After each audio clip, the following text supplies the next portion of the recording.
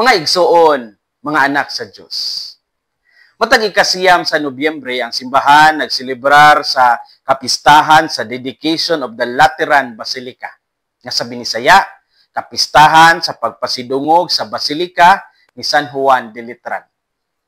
Kini nga simbahan nga nahimutang sa Roma mao ang usa sa pinakakaraan nga simbahan sa tibuok kalibutan. Gitukod ni Emperor Constantine sa ika-4 nga siglo ug kini gihalad sa Most Holy Savior ug sa mga apostoles nga sila San Juan Bautista ug San Juan Evangelista.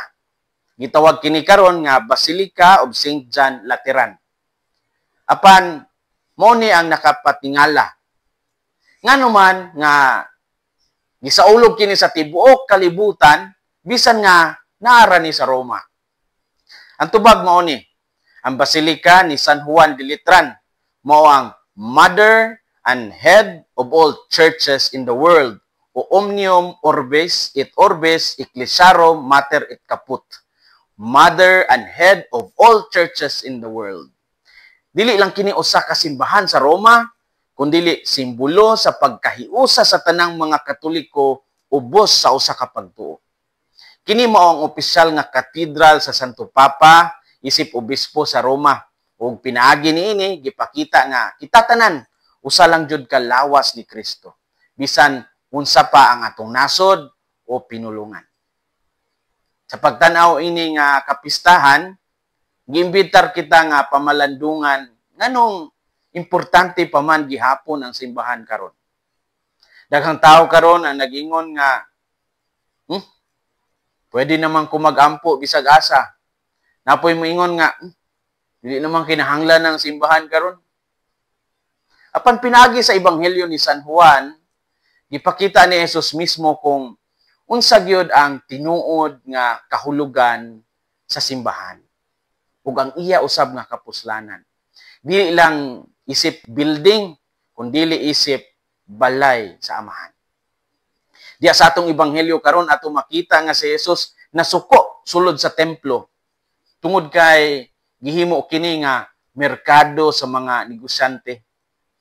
Gituboy niya, gitaboy niya ang mga manindahay o gipangtumpag ang ilang mga lamesa. Ug iyang gisulti ang mga pulo nga nagpakita sa iyang kasing-kasing alang sa kabalaan sa balay sa Dios.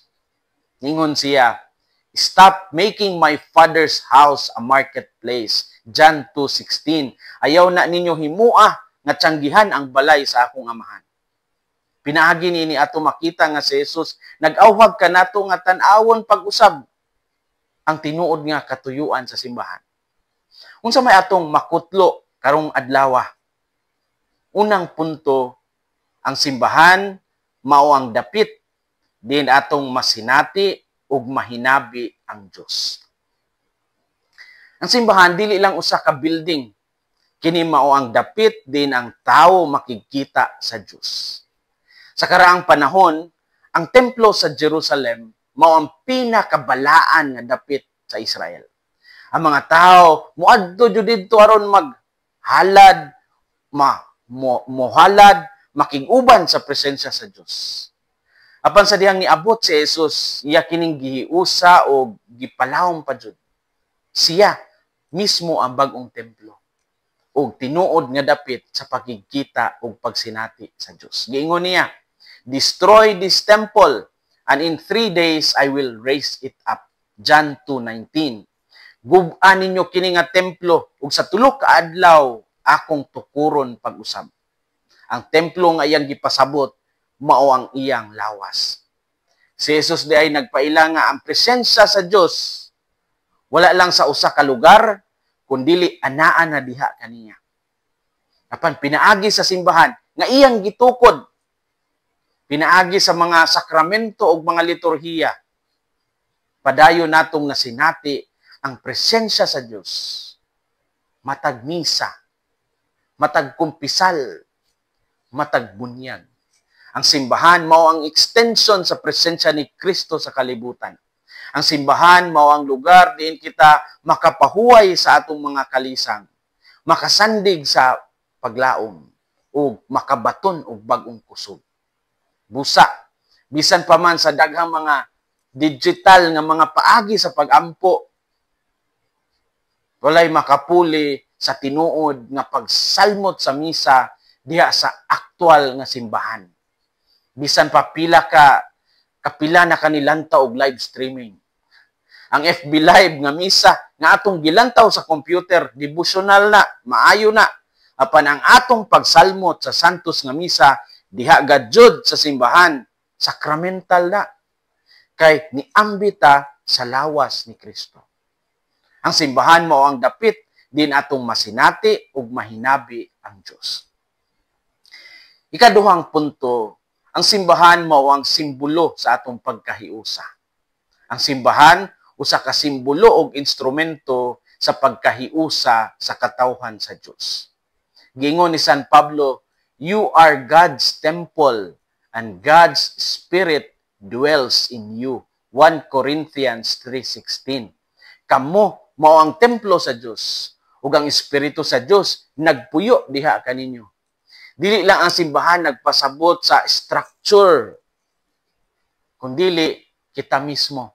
Ang buhing simbahan nga nagdala sa presensya sa Dios sa kalibutan. Kita ang simbahan. Ikaw, ako, kita nga mga binunyagan. Makita nga ang panaghiusa, dili buhat nga iya-iya lang, no? Buhat lang sa kaugalingon. Ang usa ka tinuod nga Katoliko, dili mulakaw maginusara. Sama sa mga bato nga ilutod-lutod aron makatukod og pundasyon, kita usab gitawag sa pagtinabangay aron mapalig-on ang simbahan. Ang atong pagkahiusa sa pagtuo mao ang magpabilin nga timaan sa presensya sa Dios sa kalibutan. Busa ang simbahan, dili perfect. Apan kini usa ka katilingban sa mga tawo nga nagpadayon sa pagpaningkamot nga mahimong balaan. Ang simbahan mao ang simbolo sa atong pagkahiusa. Fun fact. Kabalo ba mo nga kaniadto ang tibuok simbahang Katoliko sa Pilipinas kabahin pa sa Archdiocese of Mexico? Yes. Parte ang Pilipinas kaniadto sa Archdiocese of Mexico.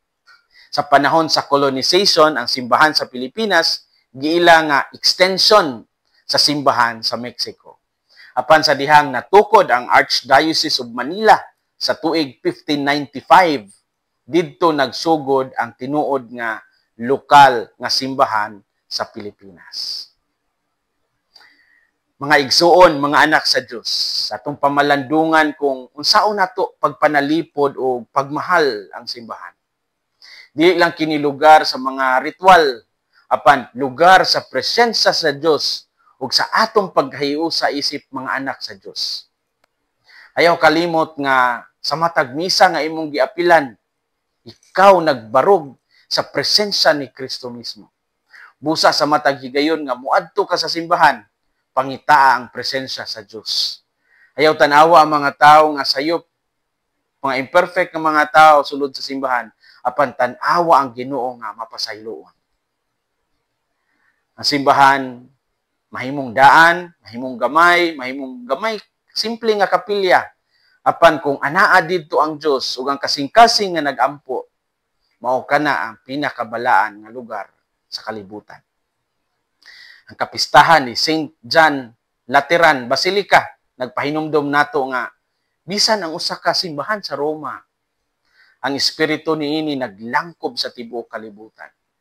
Ang simbahan sa imong lungsod, ang simbahan sa imong baryo, usa ra gihapon nga lawas ni Kristo. Busa magpasalamat kita nga kita kabahin sa usa ka simbahan nga buhi nga nagdala sa presensya sa Dios sa matag altar o sa matag kasing-kasing. Hinaot nga ang kasing-kasing ni Kristo maghari sa atong mga kasing-kasing. Kini si Father Felmar Castrodes, PLSBD, ang inyong magsisibya sa maayong balita. Gikan dinhi sa Radio Veritas Asia, hinumdumi ang kinabuhing Kristiyano, kinabuhi sa pagserbisyo.